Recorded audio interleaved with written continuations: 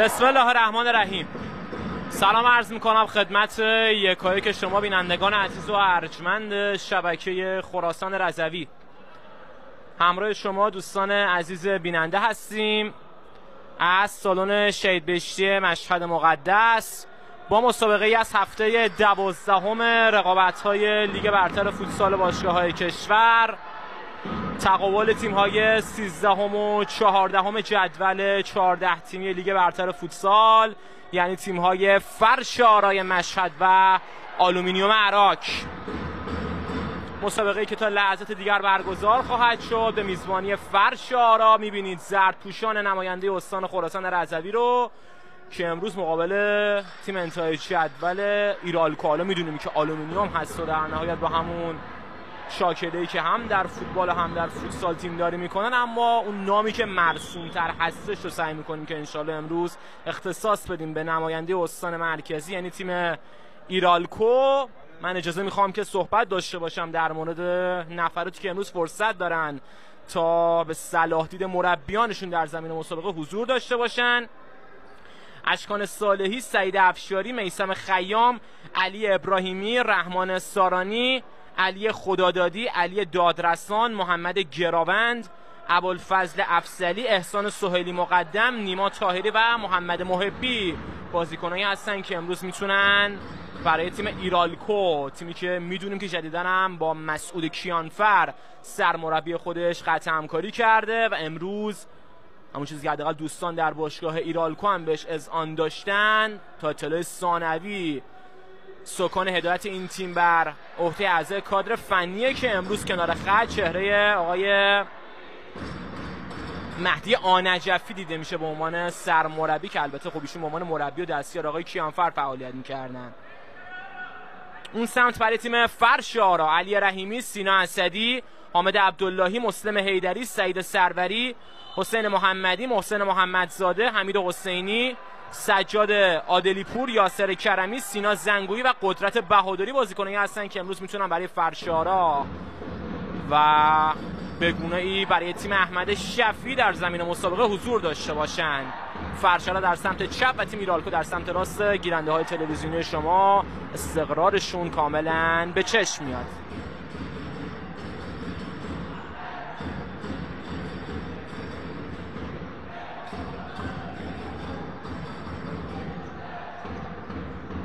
بازی برای تیم فرش آراست.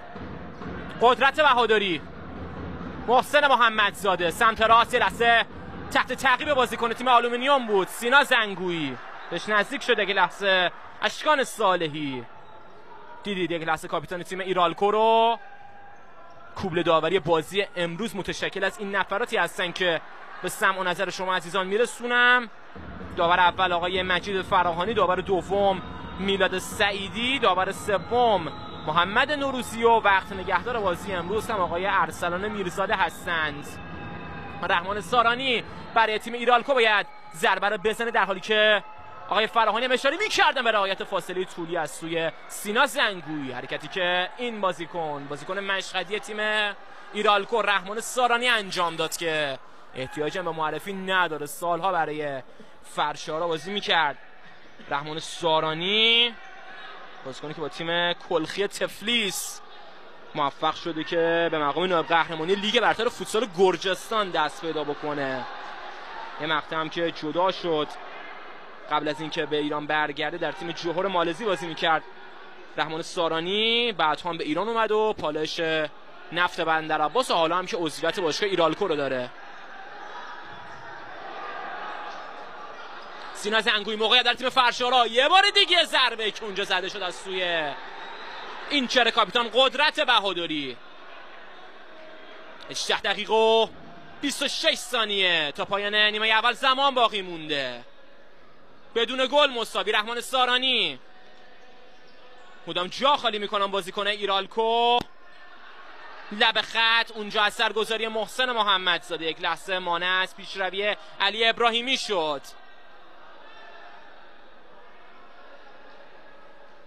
میبینید محمدزاده که تا اینجا بهترین گلزن فرشارا هم در این فصل به حساب میاد.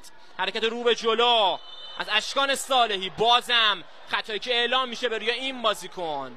این بار از چند متر جلوتر بازم ضربه شروع مجدد. ببینیم اینجا حرکت رو یه لحظه قبلش هم که شارژ میکرد سعید سروری او رو و در نهایت متوقف شد. افشاری هم توپا در اختیار داره. بازم علی ابراهیمی کنار خط جلوتر میان بازیکن‌های فرشارا برای کار پرسینگ و تحت فشار قرار دادن تیم ایرالکو. توپی که به بیرون رفته، اشتباه صالحی باعث شد که زیر پرس سنگین بازیکن‌های فرشارا توپو از دست بدن. علی رحیمی، حساسیت‌های بازی بالا برای هر دو تیم که چسبیدن به هم دیگه.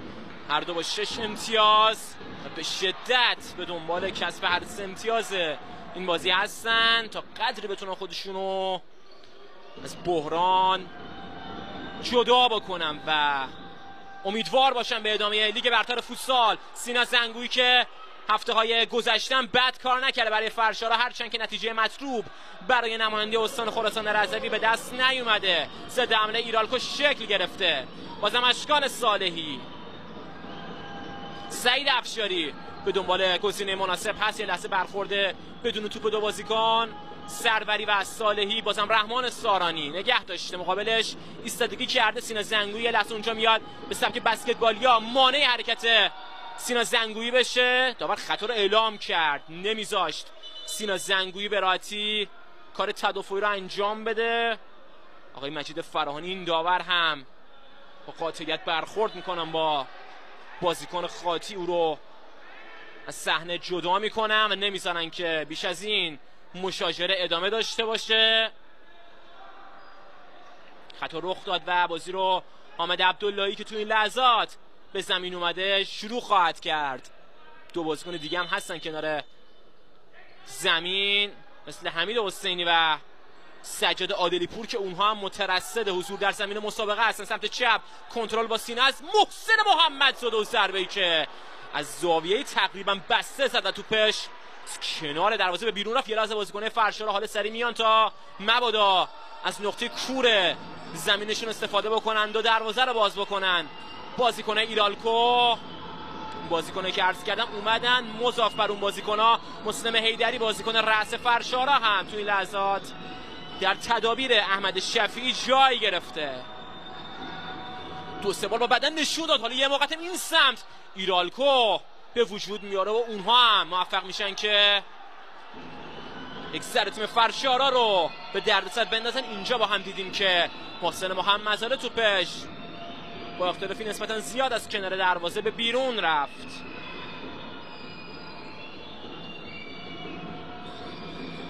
خود سارانی،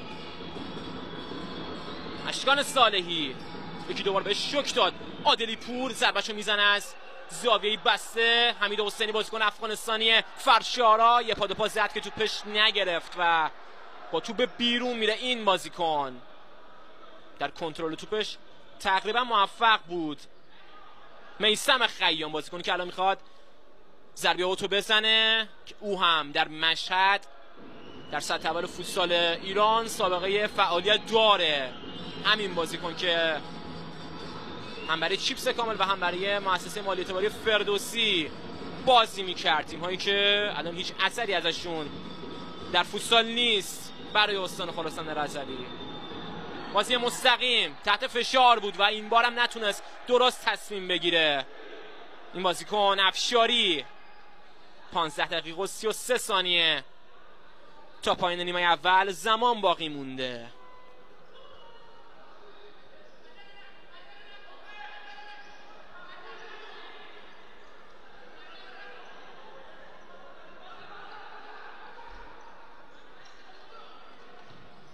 کنار خط بازم اوت، نه برای تیم ایرالکو. لازم معتقد بود مسلم حیدری مبنی بر اینکه ظاهرا تو با پای بازیکن ایرالکو در لحظه آخر برخورد داشته.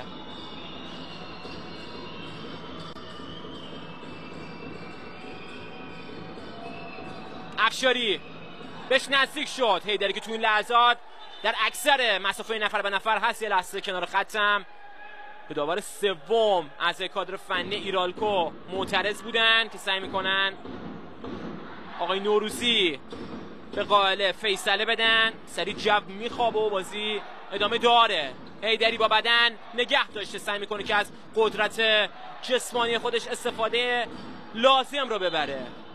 ببینید سارانی رو مثل همون نقطه که داور اشاره میکنه باید ضربه اوت زده بشه. بازم سراسیمه عمل میکنه بازیکن فرشارا. عادلی پور توپش به مقصد نرسید.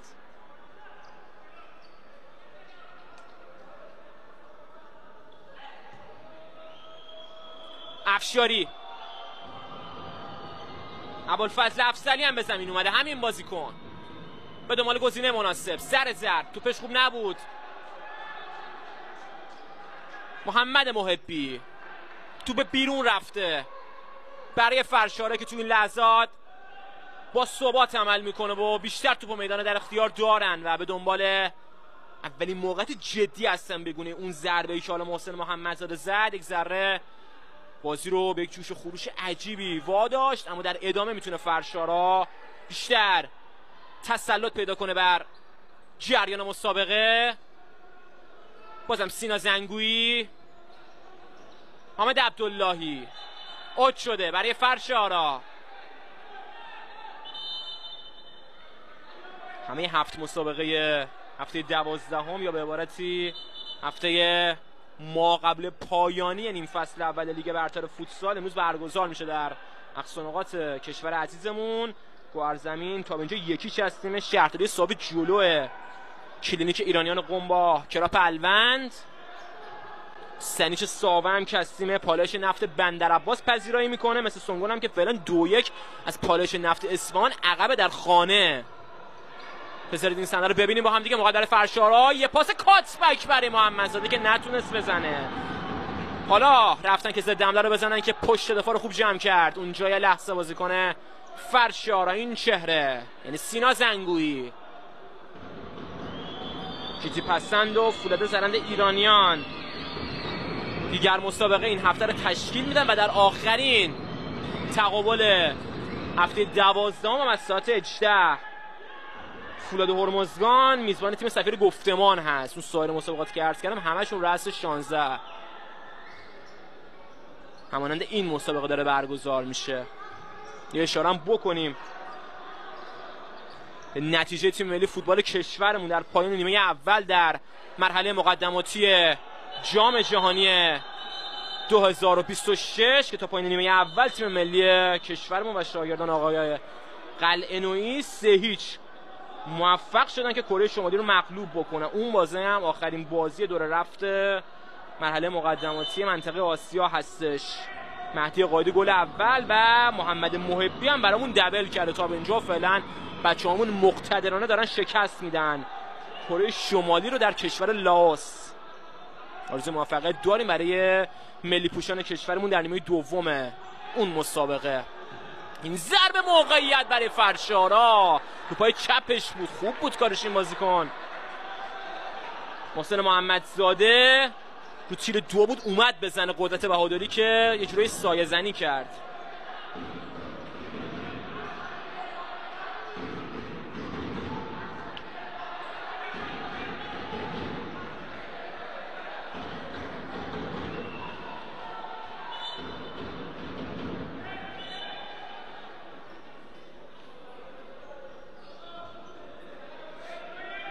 علی رحیمی رو به جلوی نگاه به دروازه داره، از همونجا شلیک کرد که توپش خوب نبود.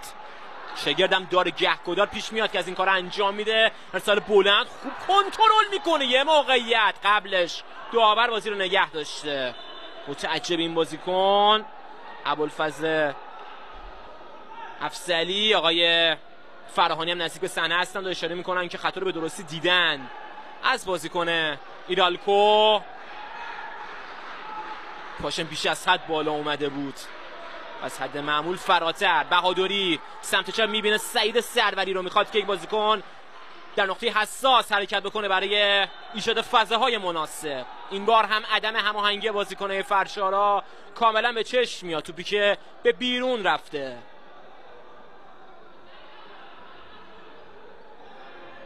شروع مجدد کار با سفید پوشان مهمان اشکان صالحی به زمینم اومده.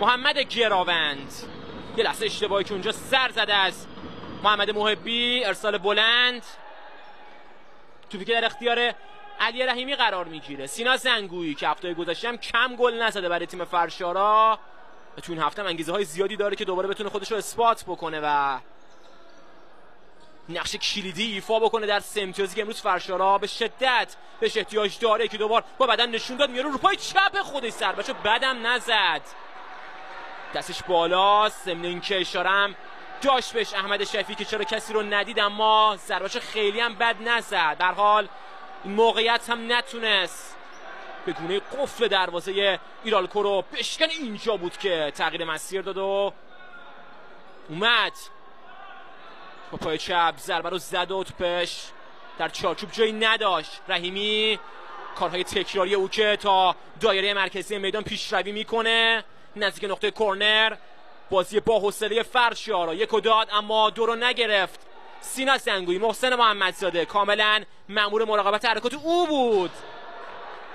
محمد گراوند این بازیکن قدرت ضربه رو زده سری بیرون میاد و سینا اسدی به زمین میاد برای تیم فرشارا که هم مصدومیت داشت و حالا به گونه‌ای دوباره خودش رو تونسته در ترکیب اصلی ببینه. سینا اسدی برای تیم فرشارا. یه لحظه اثرگذاری سجاد عادلی پور. بازم موج بعدی حمله شروع شده برای ایرالکو. هنوز تصمیم نگرفته، خیلی هم معطل میکنه. علی ابراهیمی بالاخره انتخاب کرد یار هم تیمی رو. گراوند رو به جلو، دوباره دست به تغییر زده. سهیلی مقدمم برای آنجفی و تیم ایرالکو به زمین اومدن.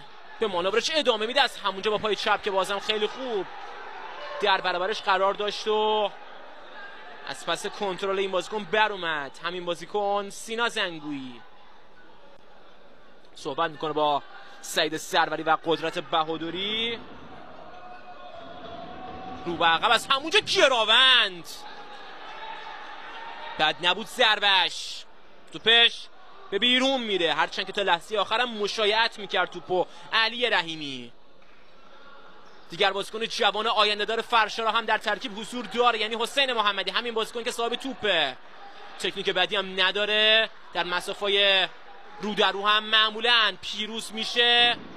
ترکیب جوانتر و با انگیزه تر تو این لحظات برای فرشارا در زمین عرضه اندام میکنن. میخواست که یک بازیکن جلوتر بره. حسین محمدی لب خط نگه داشته، سعی میکنه که فرصت پیدا کنه برای نفوذ. خوب جا میذاره بازیکن مقابل شد با میگیره اونجا علی دادرسان. همین دروازه‌بان نه عجله میکنه با توپش به مقصد نرسید. بازم بازپسگیری توپ از سوی بازیکن فرشارا. هنوز صاحب توپ هستند. حمید حسینی پا عوض میکنه. حسین محمدی اونجا بدن میذاره جلوش و دیگه مانع است حرکت بیشتر او شد. یه لحظه برخورده دو بازیکن که خوشبختانه برخورد جدی نیست و میتونن برگردن و کارو دنبال بکنن. ضربه بلند میثم خیام، پاس قطری و بلند که اونجا حرکتش شکل گرفته بود. علی ابراهیمی اما به توپ نرسید. ملاحظه کردید حدود 8 دقیقه و نیم تا پایان 20 دقیقه مفید نیمه اول زمان باقی مونده. یه لحظه اشتباه ضد حمله تیم ایرالکو. خیام میسازه اونجا، فرصت هست برای رحمان سارانی. یه لحظه تعادلش به هم خورد. سینا اسدی کاملا هم معتقد بود رحمان سارانی که تو به دست سینا اسدی برخورد کرده، برخوردم کرد، اما لحظه آخر دیگه تعادلش به هم خورد و از دید داور نزدیکتر به صحنه یعنی آقای فراهانی خطای تشخیص داده نشد. اینجا بود که یه لحظه سر خورد سینا اسدی و حالا با توجه به قوانین جدید و این چیزی که حداقل در استانداردهای داوری میگنجه، اینجا دیگه این دست کاملا رو زمین نشسته و کاملا تعادلش رو نتونسته حفظ بکنه و به همین دلیل میتونسته خطای صورت نگیره. میبینید مهدی آنجفی رو که امروز وظیفه هدایت ایرالکو رو بر عهده داره، ضمن اینکه آقای رجبیان هم مدیر عامل باشگاه ایرالکو هم در سالن حضور دارند و در کنار تیمشون هستند و بازی رو از نزدیک دنبال میکنن. رحمان سارانی میاد تو عرض. این بازی میتونه گل داشته باشه و این جسارت رو دو تیم دارن و میتونن که حداقل امتیاز هم براشون خیلی نمیتونه دستاورد مناسبی باشه با توجه به موقعیتشون در جدول، به خصوص برای فرشارایی که میتونه امتیازات درون خونه براشون میتونه مفید باشه.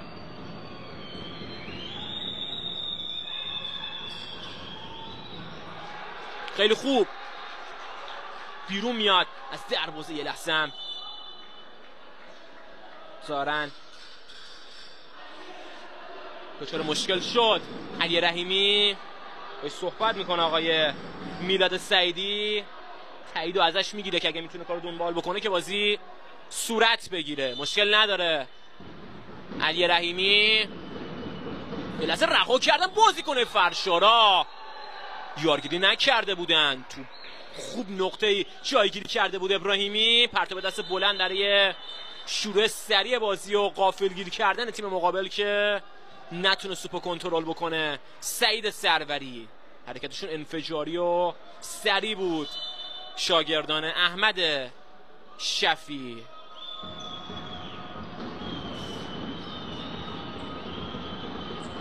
فصل گذشته بازی در همین سالن 7 شد برای فرشارا و بدون بهترین نتیجه فصل گذشته مقابل همین تیم ایرالکو بود برای فرشارا، در حالی که در عراق دو تیم 2-2 مساوی کردن. میدونیم که تازه لیگ برتر شده یه جورای ایرالکو دومین فصل حضورشو در لیگ برتر فوتسال تجربه میکنه. لحظه نشون داد بهادری از همونجا میزنه که توپش درست در مرکز چارچوب هست و اصلا دردسر خاصی نداره برای مهار توپ. علی دادرسان خیلی خوب اونجا سرنگی میکنه و در لحظه خورد توپو به پای بازیکن ایرالکو زد. سینا زنگوی و اوتو تصاحب میکنه برای تیمش. علی رحیمی میخواد که بازیکن جلوتر برن و فضا رو بسازن، از همونجا بازم ضربه که خودخواهانه زده شد. دادرسان میخواد سری بازی رو به جریان بندازه. پشت مدافعان میثم خیام داشتنن نتیجه میگرفتن. دیر بازیکن‌های فرشارا به خودشون اومدن، سری با پرتاب دست بلند دادرسان به خوبی دید موقعیت میثم خیام و او رو در نقطه بسیار مناسبی صاحب توپ کرد و سری که تکان میده به نشانه افسوس. خیام به خاطر این توپیه که اینجوری از دست داد، هرچند که علی رحیمی که داشت خودش یه جوری با بازی عجولانش کار رو برای تیمش سخت میکرد، اینجا به خوبی واکنش نشون داد و نذاشت تیم فرشارا تو این لحظه دروازش باز بشه.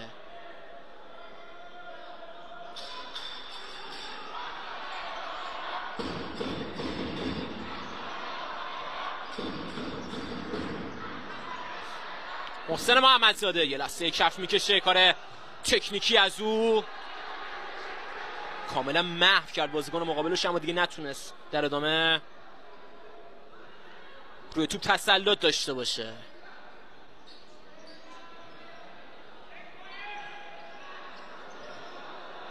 بازم رحیمی اصرار بر بازی انفرادی تو میانه های میدان، یه لحظه تو برمیگرده خورده به دست افشاری، بازیکنی که اشاره میکنه که اینطور نیست، اما کاملا مشخص بود که توپ با دست چپش اصابت داشت و داور نزدیک به صحنه بود. داور دو آقای میلاد سعیدی و صحنه رو کاملا رصد میکنن و به این شکل خط کاملا درسته. ببینیم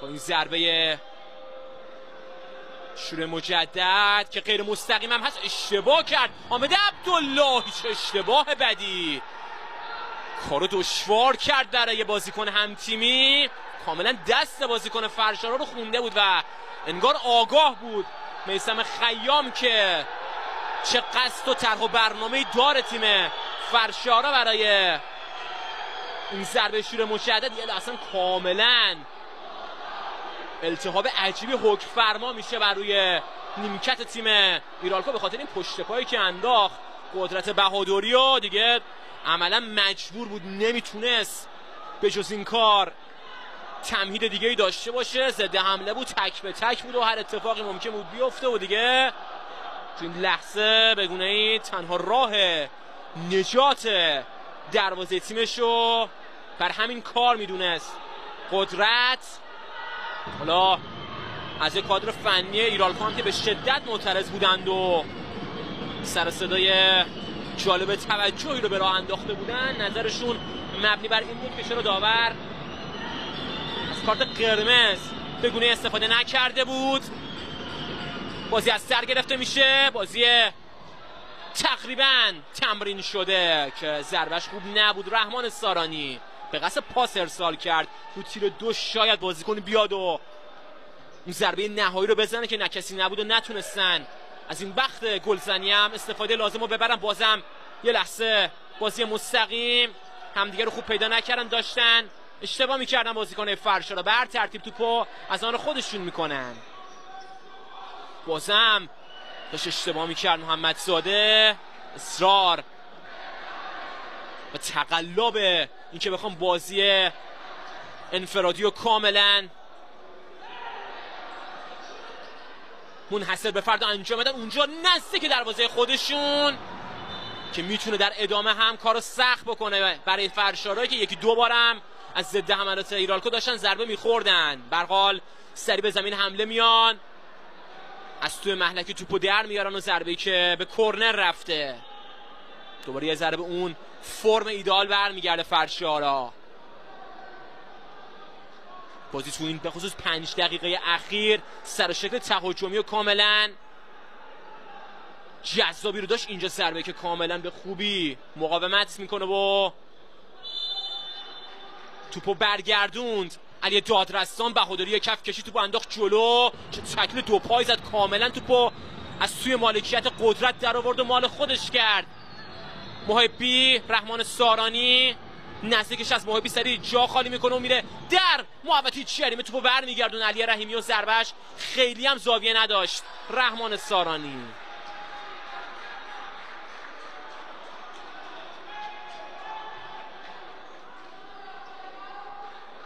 بازم در آخرین نقطه از خط دفاعی تیم فرشارا، بازی مستقیم به قصد راه انداختن سینا زنگویی رو به عقب.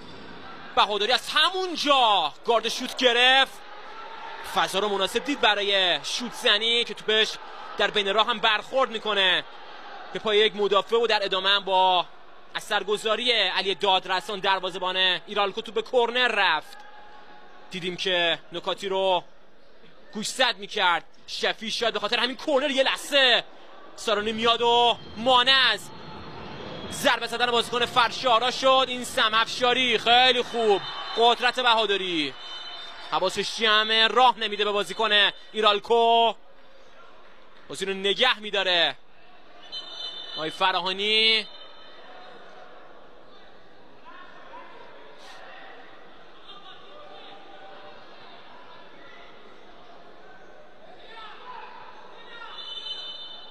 حالا شروع مجدد کار با سعید افشاری. این ضربه‌ای که چقدر خطرناک بود، داشت گل به خودی میشد. حسین محمدی رو تیر دو داشت همون کاری رو میکرد که رحمان سارانی مهاجم ندید و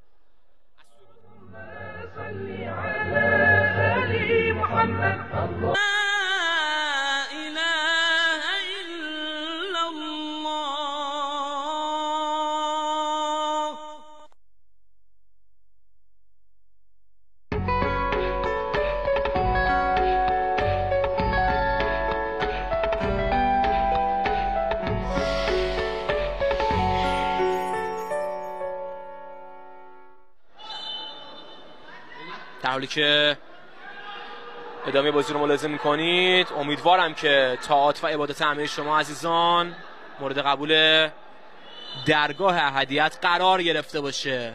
تقابل تیم‌های فرشاره و ایرالکو از هفته 12 تا به اینجا بدون گل مساوی، در حالی که 2 دقیقه و 26 ثانیه تا پایان نیمه اول زمان باقی مونده. سینا اسدی، علی رحیمی، حیدری، لحظه اونجا برخورد دو بازیکن موفق‌تر. اشکان صالحی، سریع نفرات زیاد میشن از تیم ایرالکو. ببینید چی کار میکنن، ضربه که رو پاش نگرفت اشکان صالحی. اینجا هم سارانی به شدت طلب توپ میکرد و عذرخواهی هم کرد از رحمان سارانی به خاطر اینکه ندید او رو.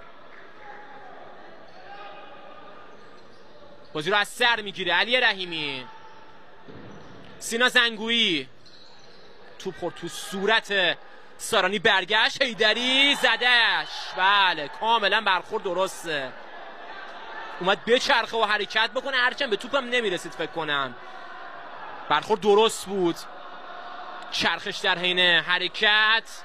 اگه توپو به دست می آورد که خیلی موقعیت خوب بود. اینجا ببین کاملا برخورد درسته، به قصد پا هم رفت اشکان صالحی که عقب گیره این لحظات تیم ایرالکوه. و اینجا خاطی این لحظه بود. 3 بازیکن فرشاد پشت توپم ببینیم که چه طرح و برنامه‌ای دارن. هر دو بازیکن میرن کنار تا بیاد محسن محمدزاده تو 2 مرحله توپو جمع کرد. علی دادرسان، ضربه سنگین بود اما نه ارتفاع آنچنان جدی داشت نه زاویه مطلوب و کار سختی نداشت برای گرفتن توپ. علی دادرسان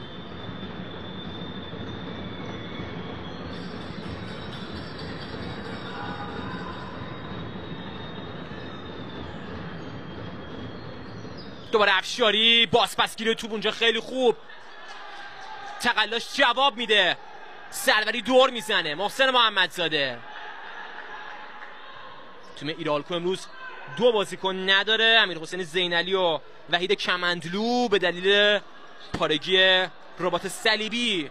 هر دو برای ایرالکو در زمین نمیتونن فعالیت داشته باشن و این بازی رو از دست دادن. اون سمت هم که تنها مصدوم و غایب فرشارم سجاد امانیه که میتونست امروز نقش کلیدی ایفا بکنه و حضورش موثر باشه که خب به هر حال فرشارا نمیتونه از حضورش بهره مند بشه امروز. سینا زنگویی، شمارش معکوس برای اسکوربورد آغاز شده.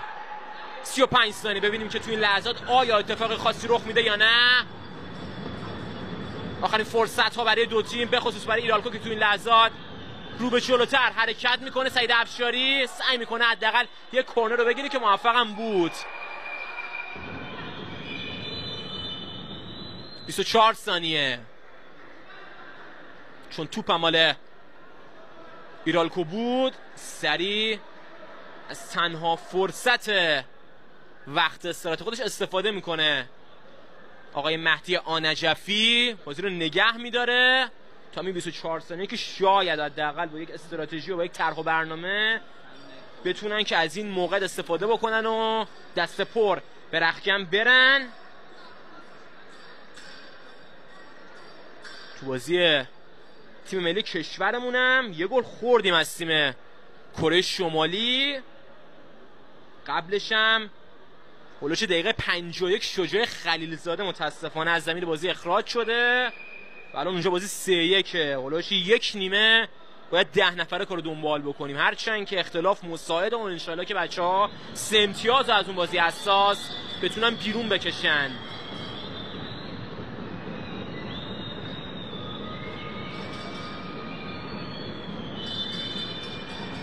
سارانی ضربه کورنر به گونه دیگه آخرین موقعیت تیم ایرالکو یه لحظه خورد به دستان سینا زنگویی، نه کتفش کاملا بسته بود نمیتونست هندی باشه در حدی که بتونه فقط با تو بسابونه. اونجا یه لحظه میثم خیام اما نتونست توپو برسونه به دروازه فرشارا. 11 ثانیه رحمان سارانی 6 ثانیه افشاری بعد دیگه اتفاق خاصی رخ نخواهد داره. در این لحظه نیمه اول به اتمام میرسه. استراحت 15 دقیقه خواهیم داشت انشالله. در نیمه دوم همراه شما عزیزان خواهیم بود با تقابل تیم‌های فرشاره و ایرالکو. وقتتون بخیر. شبکه خراسان رضوی بریم به سراغ نیمه دوم تقابل تیم‌های فرشاره و ایرالکوی عراق. همینطور که احتمالا نیمه اول ملاحظه فرمودید دو تیم به تساوی بدون گل رسیدند. باید ببینیم که در این نیمه چه اتفاقاتی رخ خواهد داد و شاهد چه نمایشی از سوی دو تیم خواهیم بود.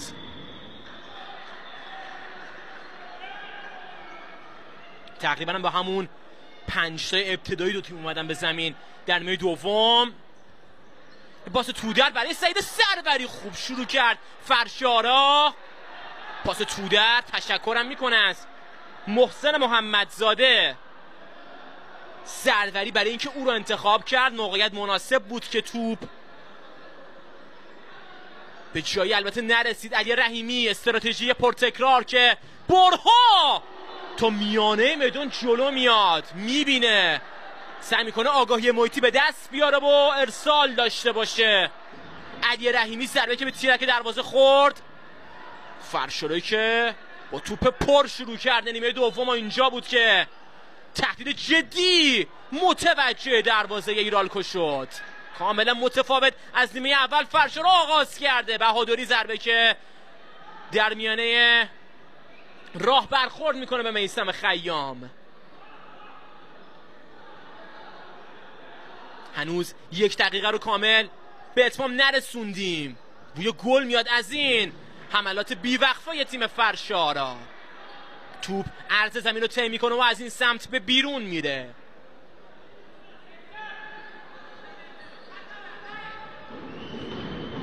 بازی مستقیم. خیام یه لحظه موند، هرچند که حرکت نکرده بود این بازیکن. محسن محمدزاده سمت راست لب خط توپو بر زحمت مهار میکنه. سینا زنگوی پا عوض میکنه در داخل محوطه جریمه، دوباره بلند میشه و خودش ضربه دومو زد. این بارم توپش در چارچوب جایی نداره، مثل نیمه اول که اومد تو عرض و اون ضربه رو زد. اینجا هم تقریبا همانند همون فرصت رو به دست آورد، با اینکه عکس العملی ندیدیم از علی دادرسان، اما بازم بدشانسیه. سینا زنگویی مانع از به گل رسیدن او شد.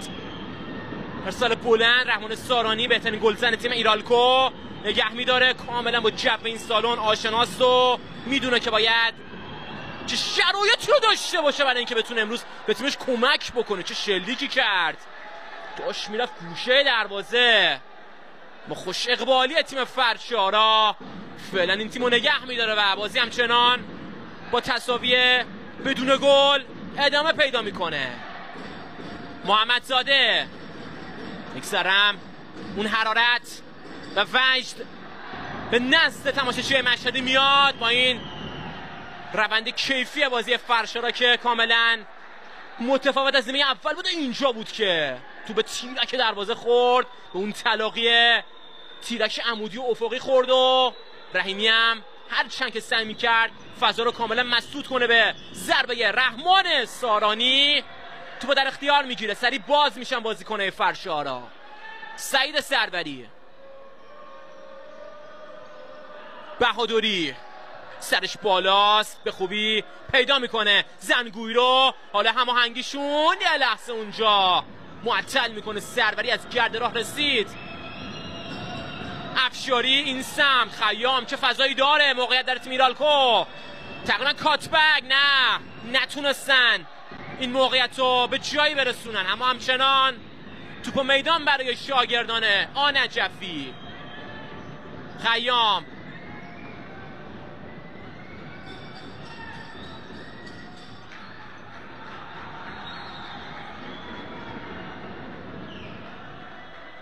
توپ به بیرون میره.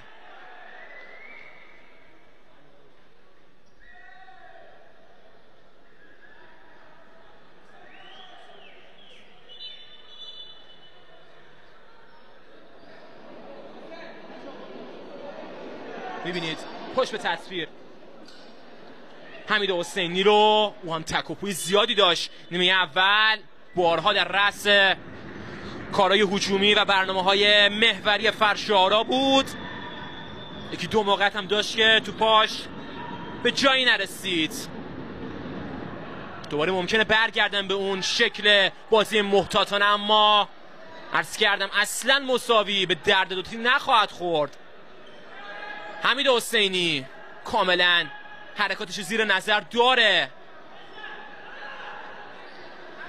بازیکن مقابلش یعنی سهیلی مقدم یه لحظه ضربه که اونجا در اختیار میگیره علی دادرسان، غافلگیر نشد. رحمان سارانی میاد تا نزدیک محوطه جریمه توپگیری میکنه و در کار بازی سازی تیمش مشارکت داره. بازم تحت فشار، چه فریادی هم میزنه به سر بازیکن همتیمی سعید افشاری، به این دلیل که حرکت خودش رو شروع نکرده بود.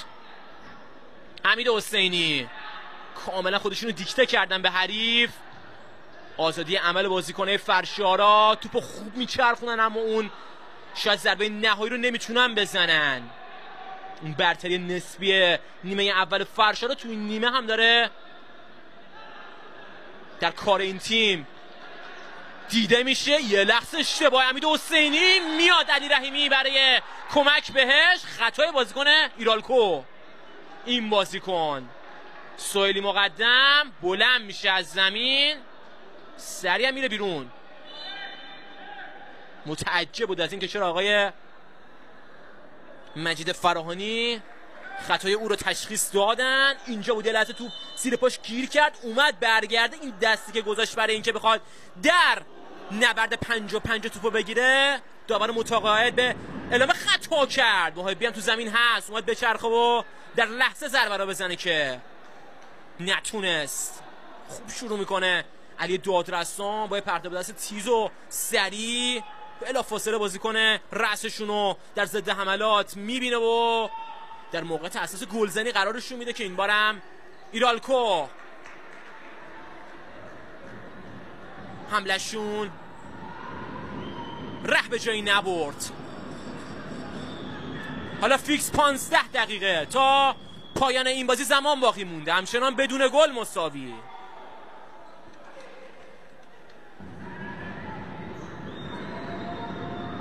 دوباره اونجا نزدیکش میشه، روش پرس میذاره سینا اسدی، توپو از چنگ بازیکنای ایرالکو در میارن. بر زحمت تو یک رفت و برگشت، اشتباهات مکرر بازیکنای دو تیم هنوز تو به بازیکن خاصی نرسیده. حالا سینا اسدی ضربه ای که میزنه و نوک پا کاملا سر و صدایی رو به راه انداخته، اما نه، توپش به کرنر بدل نشده. ببینیم اینجا مرور بکنیم، این ضربه نوک پا که نه، از این زاویه کاملا درسته و مشخص اینکه توپ به بدن بازیکن مقابلش برخوردی نداشت.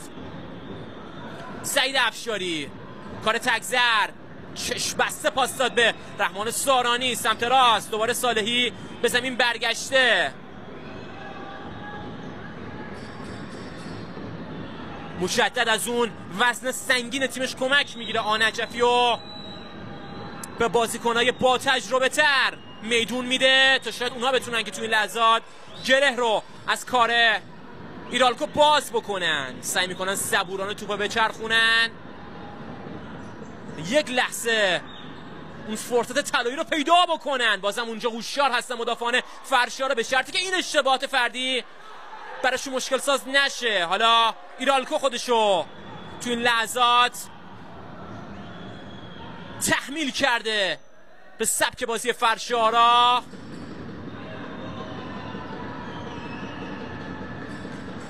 بازی روی زمین، لحظه اونجا جا گذاشت حمید حسینی رو، خطایی که اصلاً به مذاق تماشاچی‌ها و اعضای کادر فنی و خود علل خصوص این بازیکن حمید حسینی خوش نیومد. اینجا بود که دیگه جا گذاشت و زد کرد اینجا دیگه. آره خطا همچینم بیمورد گرفته نشد.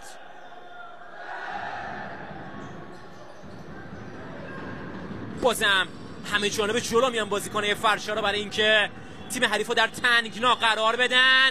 یه لحظه اونجا دوندگی زیاد و فزاینده سینا زنگویی. این بازیکن جوابم گرفت و حداقل تن به یک ضربه اوت داد. رو به جلو، بهادری به توپ نرسید.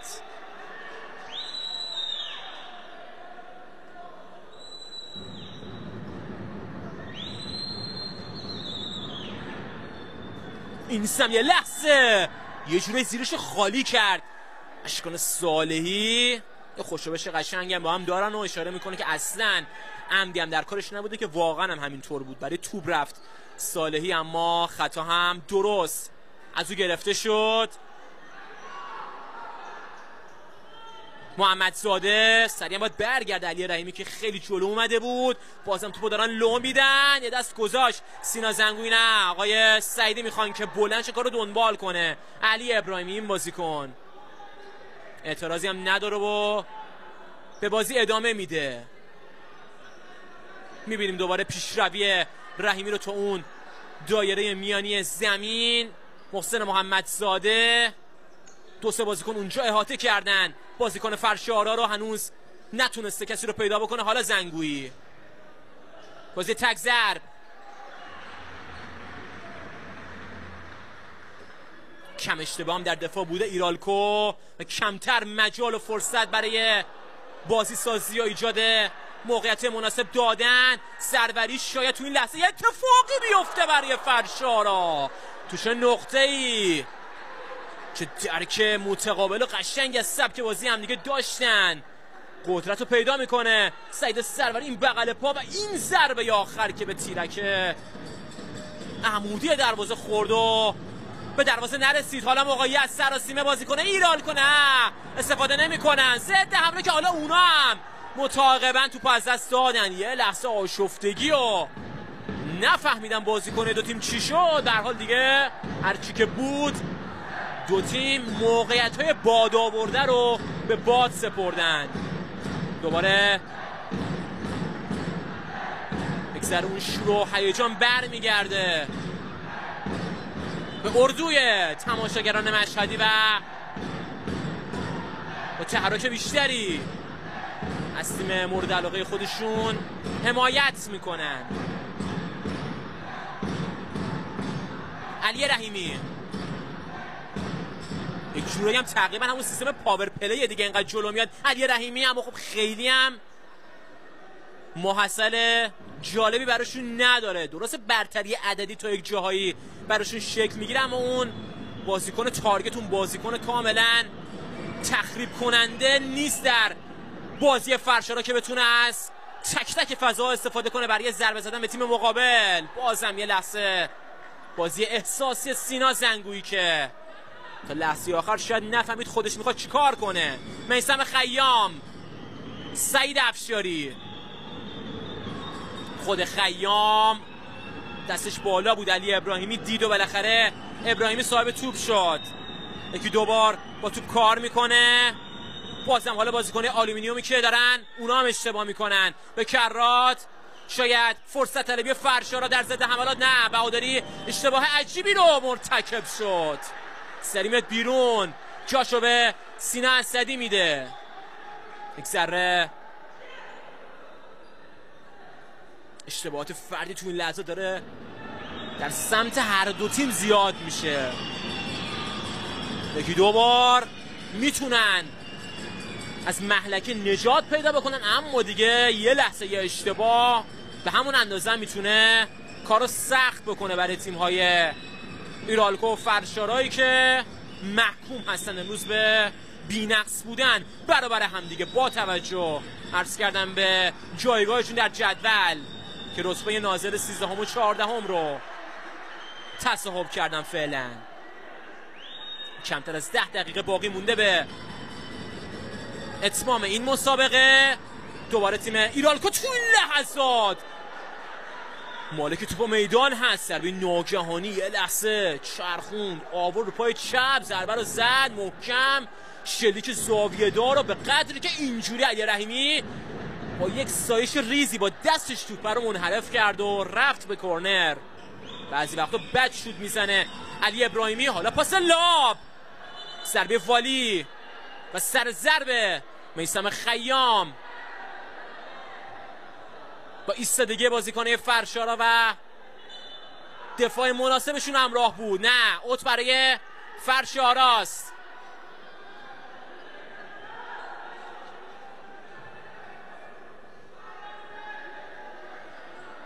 رحیمی جلوتر میاد. نزدیکترین گزینه بهش حسین محمدی، انتخابش حمید حسینی رو پای چپ، پیشروی حمید حسینی و زاویه بسته که توپش این بار به تور کنار دروازه برخورد کرد. سریع باید برگردن، اما در آخرین نقطه از خط دفاعی کاملا هوشیارانه مهار میکنه میثم خیام رو سینا اسدی که تو این لحظات نقش یار رأس رو بازی میکنه. میثم خیام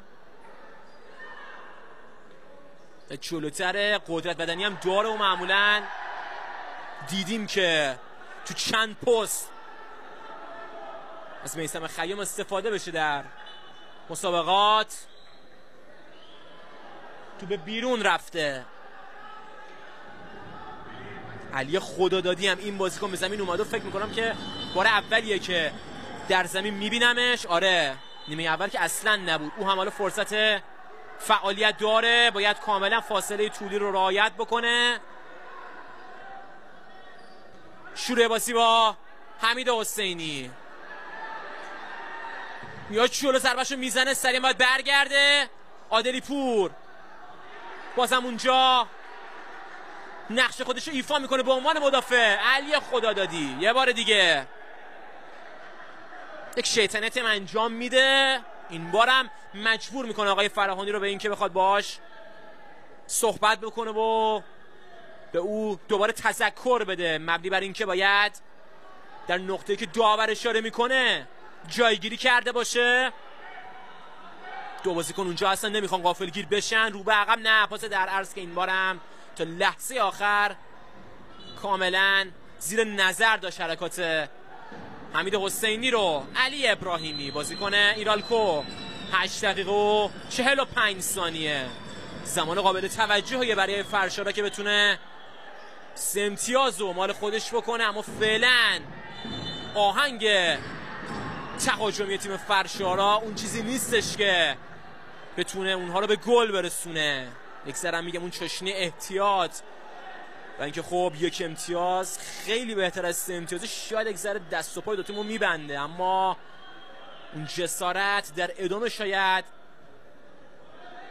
در حالت تاکتیک دو تیم به مراتب دیده بشه. به هر حال نیمه مربیان هست و باید ببینیم که تفکرات احمد شفیعی و مهدی آنجفی تو این نیمه چه حسن ختامی خواهد داشت. رحمان سارانی در مقابلش هست مسلم حیدری، پاس کاتبک لس اونجا لایی هم خورد عادلی پور، اما شانس آورد که آماده نبود برای درفت توپ. احسان سهیلی مقدم، حمید حسینی، عادلی پور، حیدری نگهداشت پشت به دروازه، حرکاتش کاملا یک جورایی رو شده برای بازیکنای ایرالکو، اما چند بارم چند چشمه از کاراشو دیدیم، یا تو عرض میچرخه و کاملا از اون ضربات غیر قابل مهارش رو بعضی وقتا میزنه که فعلا تو این بازی مجال پیدا نکرده که از اون شرایط تیمش رو بهره مند بکنه. محمدی لحظه چشم بسته رو به عقب برای علی رحیمی، شانس آورد که علی رحیمی میتونه سوپر بزنه و از قبل کار نکرده بودن با دروازه‌بان خودشون.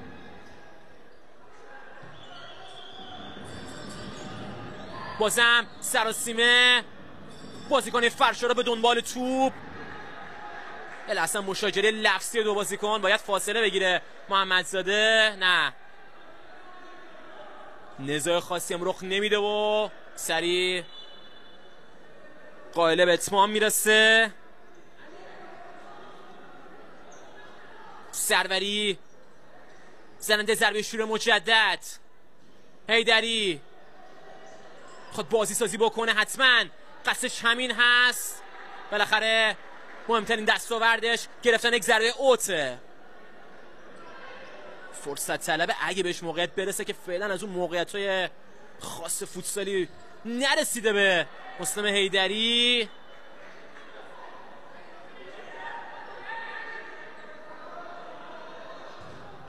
عجله میکنه سعید سروری، توپو پس گرفتن. محمدزاده ببینیم چی کار میکنه. توپو به هر زحمت دوباره مال خودشون میکنن. یک ذرم عجولانه کار میکنن بازیکن فرشارا با سعی بکنن که با آسایش و آرامش بیشتری برنامه هاشون رو پیاده بکنن. حالا سعید سروری با پای چپ، سعید سروری میگم یه لحظه دفاع باز میشه.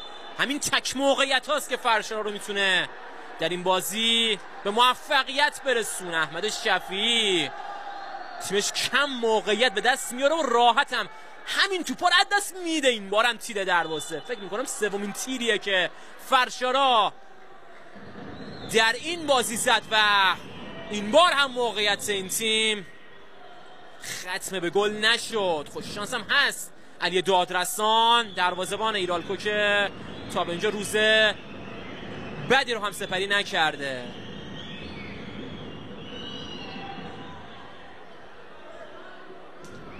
هلوش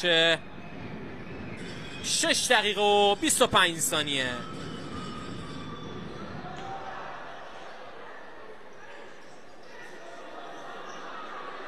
بازم کار ترکیبیشون جواب نداد بازیکنای فرشارا.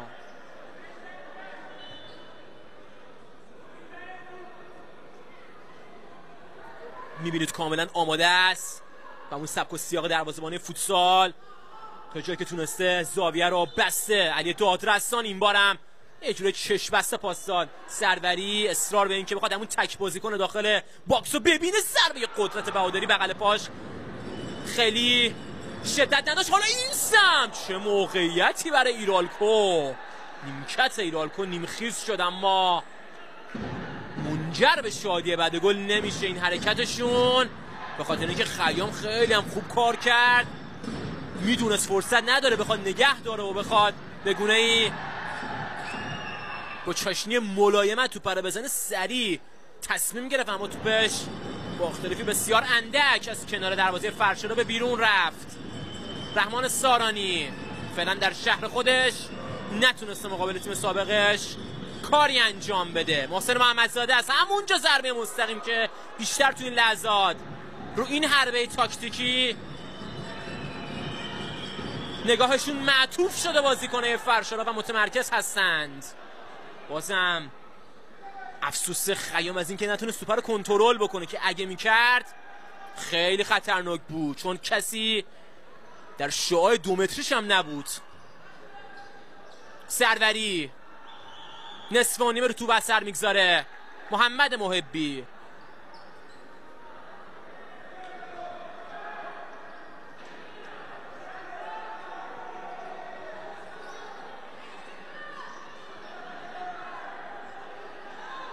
علی رحیمی از همونجا بالاخره یه گل نزنه ول نمی‌کنه علی رحیمی و ضربه که در ادامه همه کاملا با هیاهوی زیاد میگن پنالتی شده. اینطور نیست.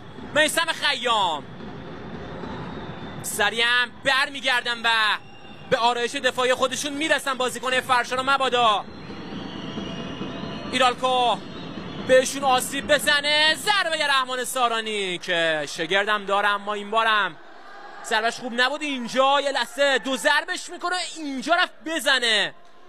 قدرت یک دست نصف و نیمه گذاشت سعید افشاری اما داوران چیز خاصی ندیدن و بازم محمد محبی تن به یک ضربه اوت داد. خوشموقع توپ از مقابل سعید سروری جدا کرد، داشت میرفت تک به تک بشه که یک تکل به موقع و کاملا موثر این موقعیت از فرشارا گرفت. دوباره کار تمرین شده شون بی ثمر موند. پاس تقریبا کاتبک توی دروازه. گل برای فرشارا که به شدت بهش نیاز داشتن. میره و خوشحالی خودشو با اعضای کادر فنی و همتیمیاش تقسیم میکنه قدرت بهادری. 1-0 در این فاصله، در حالی که حدود 4 دقیقه تا پایان این مسابقه زمان باقی مونده. چه لحظه ای رو برای گلزنی کاپیتان فرشار انتخاب کرد. این بار دیگه خیام محو میشه و نمیبینه بهادری رو که از پشت سرش هنرمندانه اومد، انفجاری اومد، با یه تقه مناسب توپ رو روی تیر 1 قطع کرد و دروازه رو باز کرد. حالا این سم میخواستن بذارن که فرشارا سریع فراموش بکنه خوشحالی گل برتریشو و اونها باشن که دوباره کارو برابر میکنن، که نه، افشاری نتونست. بهادری میتونه فرشارا رو به دومین پیروزی این فصلش برسونه. خطا هست، یا خطای کاملا واضح.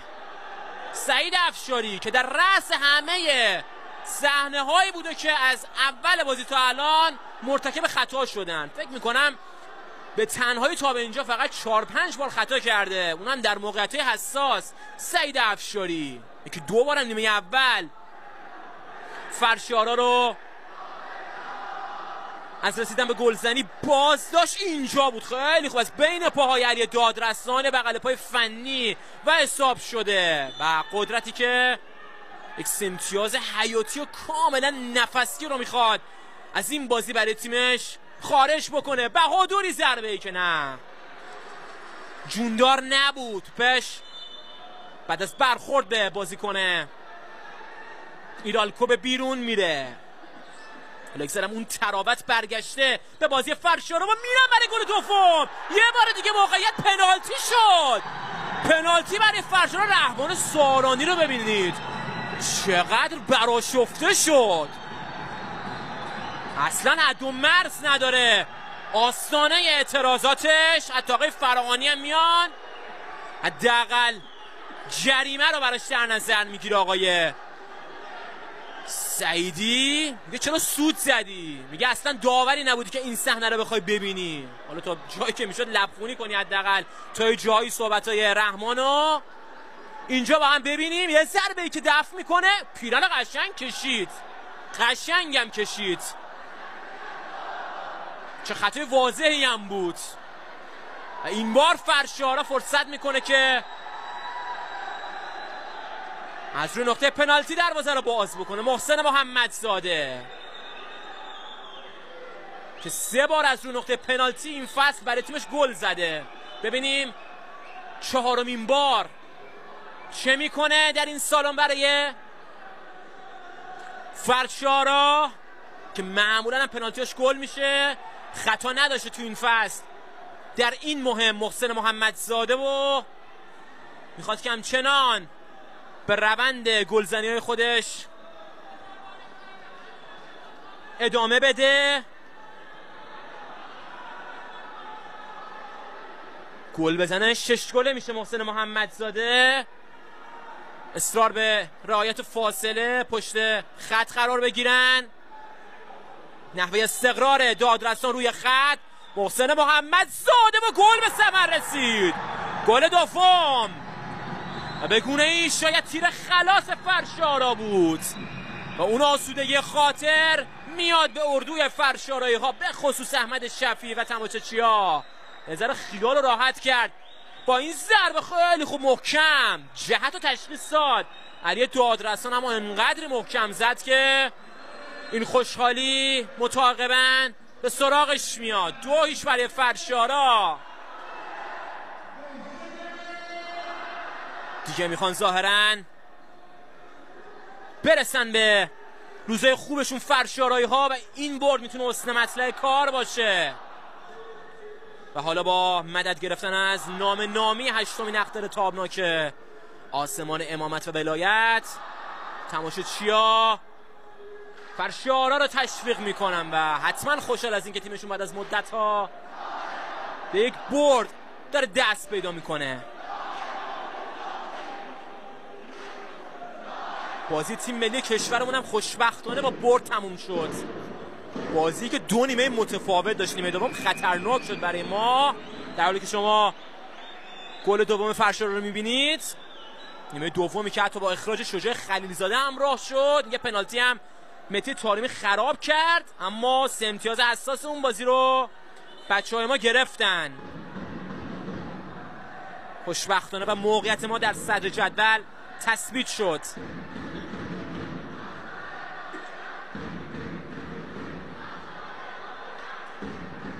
بعد از وقفه که ایجاد کرد آنجفی دو تیم برمیگردن.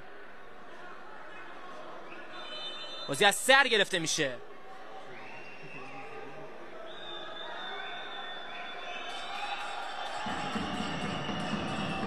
حالا ببینیم که تیم ایرالکویی که حتما باید تغییری در سبک و سیاق بازی خودش ایجاد بکنه چه نقشه‌ای داره و چه برنامه‌هایی رو میخوان پیاده بکنن. حتما نکات لازم و گوشزد کرده بهشون. آنجفیو میخواد که ایرالکو حداقل تو این لحظه یه ذره بخواد انتحاری تر کار بکنه که آره دیگه رفتن تو بازی 5 نفره فشرده که خیلی هم سیستم آسیب پذیرگونه است برای هر تیم، که اگه فرشار هوشیار باشه و اون لحظه آخر یه گاف از تیم ایرالکو بگیره میتونن که راحت گل بعدی رو بزنن، چون فشار کاملا از لحاظ ابعاد روانی الان بیشتر رو تیم ایرالکوه و اونا هستن که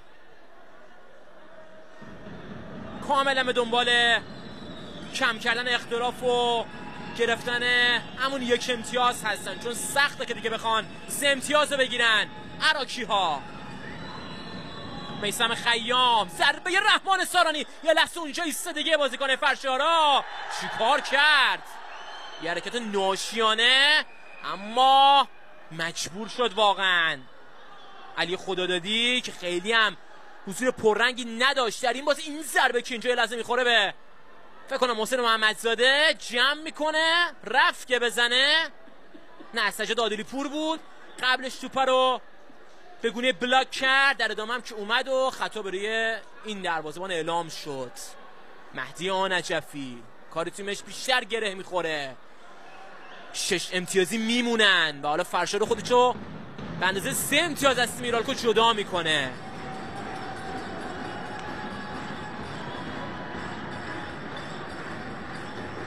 به وصیت علی رحیمی رسیدگی میشه. احمد شفیع که شاید تنها ایدهش تو این لحظات حفظ و حراست از این اندوخته 2 گله باشه.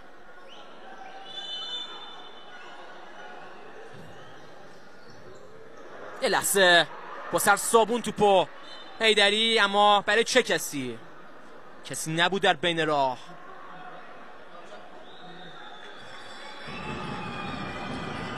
رحمان سارانی با این نتایجی که فعلا رخ داده کلینیک ایرانیان قم 2-0 از کراپ الوند عقب در خانه و حالا با این نتایج و این 3 امتیاز که فرشاد گرفته یه پله در جدول در پایان هفته 12 بالا میان و جای کلینیک ایرانیان قم میگیرن که ابتدا میدونیم که با هیئت فوتبال قم اومد نماینده این استان، حالا اسپانسر جدید کارشون رو دنبال میکنه در این شهر. بگونه این موقعیت برای ایرالکو، چه اتفاقی داره میافته اونجا؟ خیلی خوب با جسارت با جنگندگی قابل توجهی توپو برمیگردونه. اوه چی بهش میگه؟ احمد شفیع میخواد که سریع بازیکن تیمش رها بکنه ماجرا رو و برگرده به شرایط آرمانی. علت داشت کارو به تنش میبرد محسن محمدزاده، آره از حالت دستا و زبان بدنش مشخص که میخواد تیمش آرومتر باشه. بله توپ راحت از دست دادن. 97 ثانیه تا پایان این بازی اینجا بود که ایدری خیلی خوب حتی توپا رو ردم نکرد و میخواست بازی سازی بکنه، توپا رو آورد، حمله توپ کرد، اما به هر حال دیگه دوباره فرشارا میتونه که کارو از سر بگیره.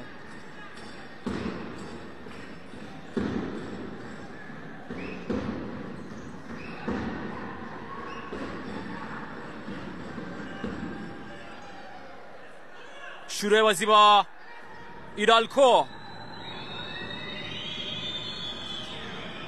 دوباره برمیگردن به حالت بازی پاور پلی. علی ابراهیمی همین بازیکن لباسش با بقیه فرق میکنه، بازیکن تارگت و بازیکن که اینجا نقشش باید ایفا بشه. میبینید یه لحظه فضا خالی میشه، میبینم بازیکن تارگت رو که بخواد بزنه ضربه رو، چون باید مدام از قابلیت شیفت کردن و جابجایی سریع برخوردار باشه. ضربش بدم نبود، اما دو بازیکن با تکل بلند اومدن از راه دور رو. به هر حال فرشارا دروازش باز نشد. نه خیلی اصراری ندارن به اینکه بخوان به آب آتیش بزنن، میدونن که برتری 2 گله تو این 60 ثانیه براشون توجیه داره و میتونن که با آرامش بیشتری کارو دنبال بکنن. ایرالکو دیگه شمارش معکوس آغاز شده، آخرین فرصت ها و اگه اتفاق خاصی رخ نده و از اون معجزات خاص فوتسال به سراغ فرشارا نیاد، باید منتظر پیروزی شیرین نماینده استان خراسان رضوی در لیگ برتر باشیم در هفته 12. افشاری، ابراهیمی توپشو برمیگردونن. کاملا ساختمان دفاعی فرشار هم تو این لحظات غیر شکننده بوده و تونستن خودشونو در دفاع هم به شرایطی برسونن که امیدوار کننده کارو دنبال بکنن و از اون 2 گلشون به راحتی حفاظت بکنن. دوباره همه فضاها رو بستن، دفاع چند لایه بازیکن فرشارا و کاملا میبینید راه نمیدن به بازیکن ایرالکو. یه ضربه که اونجا زده میشه و کرنر خیلی خوب. رحیمی مانع از فروپاشی دروازه تیمش شد. 7 ثانیه دیگه، تو این 7 ثانیه عملا اتفاق خاصی برای فرشارا رخ نمیده و شاید حداقل اختلاف رو کم کنه.